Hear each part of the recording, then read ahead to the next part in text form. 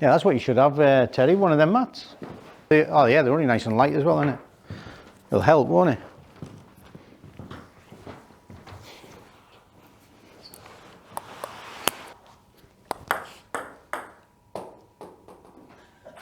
Or not.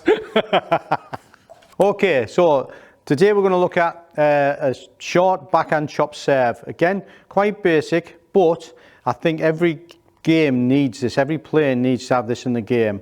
And it's becoming a much more used serve and much more popular. And I think the way the game's going, it's probably going to become even more popular as we go.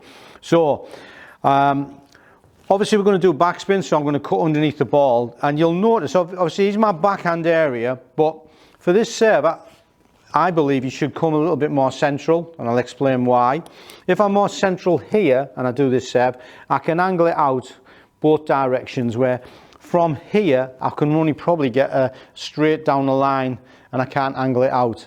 And if you think of our other video on the pendulum serve, this serve, again, you can't get an angle out. You're generally going to go across. So by doing a backhand short chop serve out to this from the centre, you can get this angle that we don't normally do. And most people are weak serving, receiving short forehand. So I'm going to come to here. Like all serves, you've got to get nice and comfortable and balanced. You need to be nice and low. And again, to keep it legal, we need to have this ball in the flat palm of the hand, right below your eyes again, and create like a triangle between your body and the ball, and this gives you the most control. A common mistake when I see this serve done is people will have themselves offset in an uncomfortable looking position. So you've got to get comfortable. I offset my feet, as you'll see there, a slightly triangle the other way. Again, everything's individual, so whatever suits you, but I tend to have this angle because that also allows me to dominate better with my backhand on the third ball. And from here, I'm going to throw the ball up. As the ball comes down, I rotate my body back a little bit and my wrist back, and then I'm going to come under. So I've got this action there like that. And we're wanting it to be short. So the beauty of a good backhand serve, chop serve, is we can really be accurate with what we're doing, and we have a lot more control than we do when we do our forehand serve. So it's a lot safer.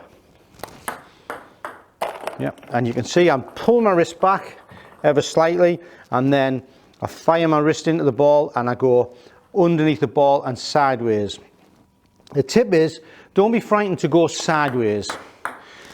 If you try to do this serve straight, because you're thinking I need to have extreme backspin, it's quite difficult. It's quite, the table's in the way and it doesn't really lend itself. So I think I would always do it with a little bit of side spin and backspin. And by turning this way, it allows me to get underneath and create that backspin. So I throw the ball up, I keep the ball above and behind the line, I throw the ball up and brush underneath.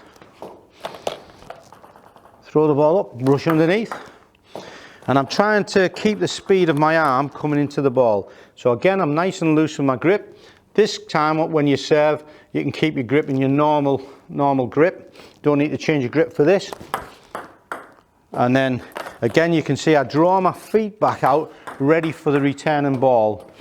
Okay, so I'm always going to get ready, looking up, and what's going to be next coming back at me. So I'm always ready and, for the third ball. So just push underneath. So a really good tip that I found to make the ball go short is, if you watch my legs and feet, I will pull back. So I'm exaggerating this a little bit just to show you. I'm like on my legs like this, and as I turn and rotate, I rotate onto the back leg, back and down, so it pulls the energy out the ball. If I go forward, it puts energy into the ball.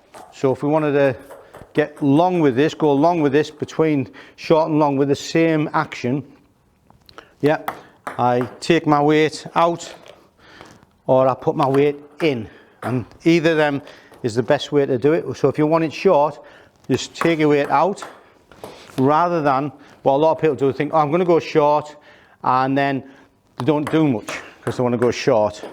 So we need to keep the energy on the ball.